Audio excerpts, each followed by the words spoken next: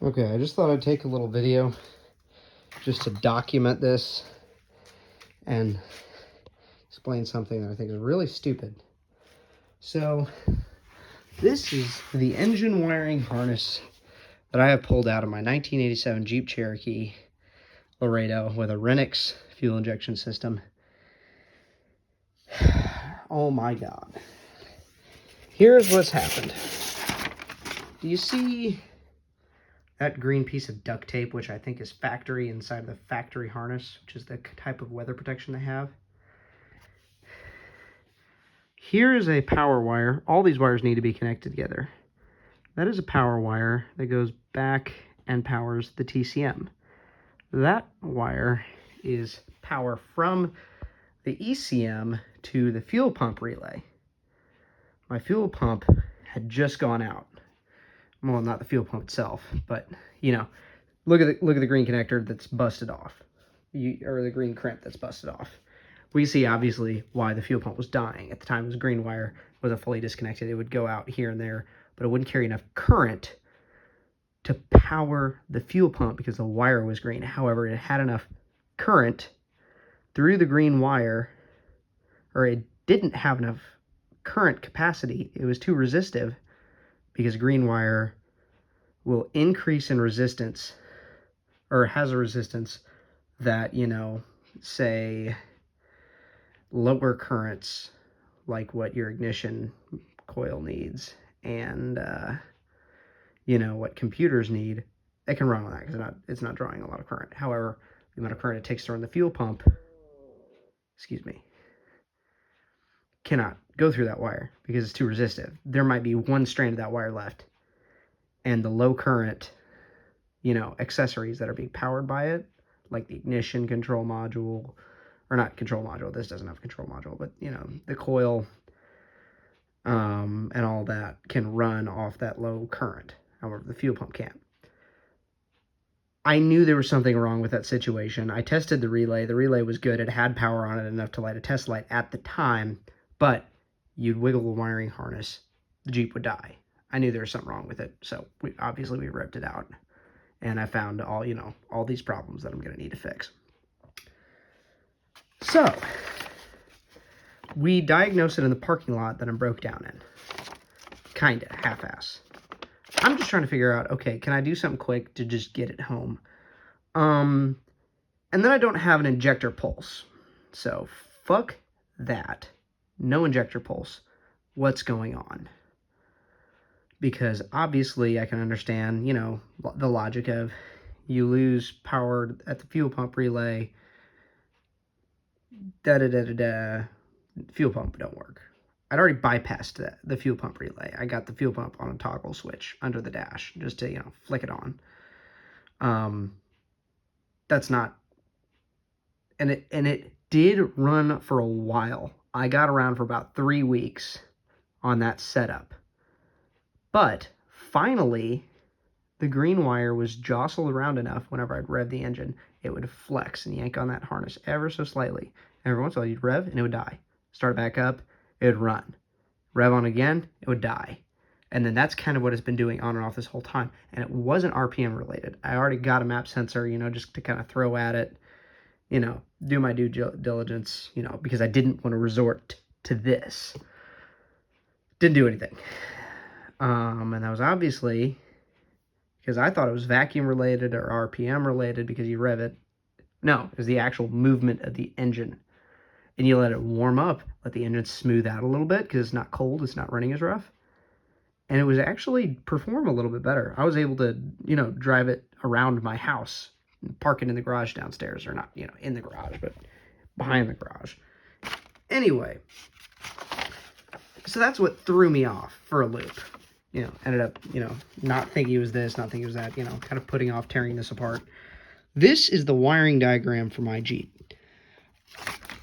Found the red broke wire, traced it back to the only red wire in the engine control harness, or, you know, connector. Only red wire is, I think, it is going to be B6. No, not B6. It is going to be C6. No, not C6. It's map output. It's one of the 6.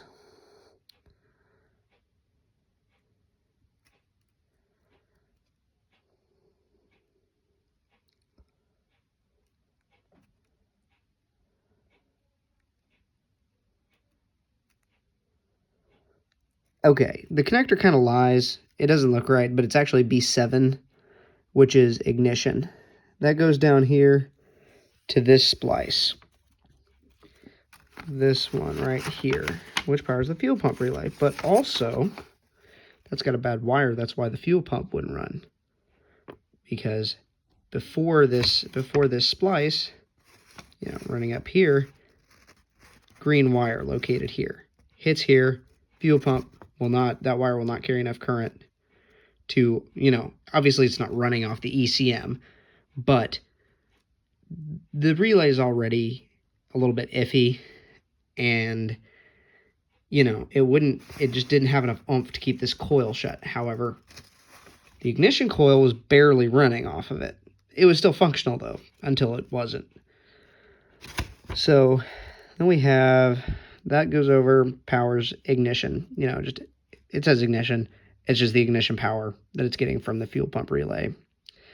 And then ground, obviously, it grounds right there. And then tack out. Tack out goes to tachometer in the instrument cluster. It grounds through that.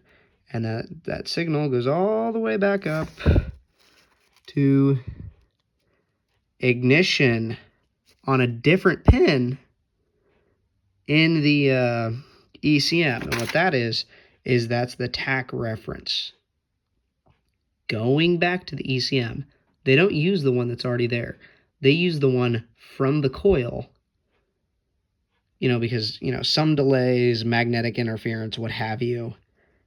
They want to know exactly how the coil's firing, when it's firing, because it makes changes to the signal. Like, obviously, it's not going to fire perfectly in time. So instead of using the tach reference inside the or the just the frequency modulated system to the coil to also fire the injectors, to be more precise, they use this signal from the coil because they know when the coil's firing. That's the tach reference. It's when the coil's actually firing is whenever the that's what the tachometer shows, and that is what the that's what the injectors show. And funny enough, whenever you're experiencing, what am I thinking? Crankshaft position sensor issues, which I hate Jeep forums. They all say you can never find problems like these because it's always buried under mountains of, you got a bad crankshaft position sensor, you got a bad crankshaft position sensor, you got a bad crankshaft, blah, blah, blah, blah, blah, blah, blah, blah.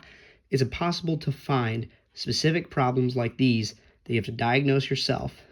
Obviously, you're not going to find... Who could have told me that there was duct tape inside the factory harness? Besides the point. So yeah, because there was a problem at the top of the daisy chain, all this stuff is daisy chained, including the injector pulse is daisy chained off the coil, which is getting power from the fuel pump relay, which is getting power from the ECM. That red wire's bad, which just says ignition, and then actually goes to the fuel pump relay, and then everything's powered off the fuel pump relay. There's also, if your fuel pump relay goes bad, injectors don't fire, no ignition pulse. Nobody talks about this. I only have 2 years of experience as a mechanic. It doesn't make sense to me that if your fuel pump relay goes bad, you lose your injector pulse and your spark. I can understand injector pulse, like, oh, obviously no fuel, but no spark either? This is what we get for, one of the first fully functional fuel injection systems ever in the 80s, designed by a French company. Obviously, it's really smart the way they did it, obviously, with the technology they had at the time. But my God, it took me way too long to find this. way too long, mostly because I was putting it off. I could have ripped this out. I can already see green, but I didn't think the green was from corrosion because I spilled green coolant all down on top of the connector, because if you look at these, I had a cracked coolant reservoir for the longest time. Not reservoir. It's a surge tank. Yeah. I had a cracked surge tank for the longest time. And so green coolant was dripping down onto this harness, and it was all dyed green because of the green coolant. So I was like, okay, that's not corrosion. Surprise, it was corrosion, and because that coolant was old and acidic, and I hadn't flushed it yet because I hadn't put the radiator in it twice yet, and it was already, leaking for a very, very long time, even before I started driving it.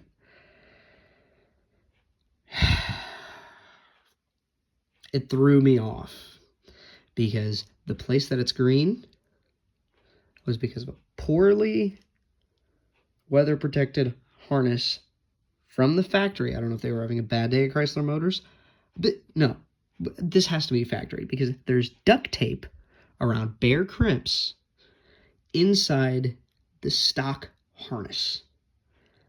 That is why when the acidic old coolant, before I flushed it and put new coolant in, that acidic coolant was dripping on the harness, that specific place, both dyed it green, so threw me off that it wasn't corrosion, and also caused the corrosion because it was so acidic. Oh my God. I have stayed up till 3 a.m. trying to find an ECM connector pinout for this so I can more properly diagnose it.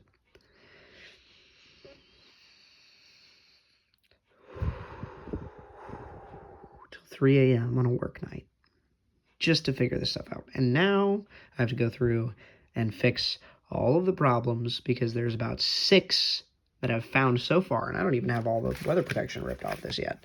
There's about 6 crimps that I've found that are not heat shrunk, not covered in anything. They have literally just have duct tape wrapped around them. So I basically have to rebuild this connector. Also, tell me why.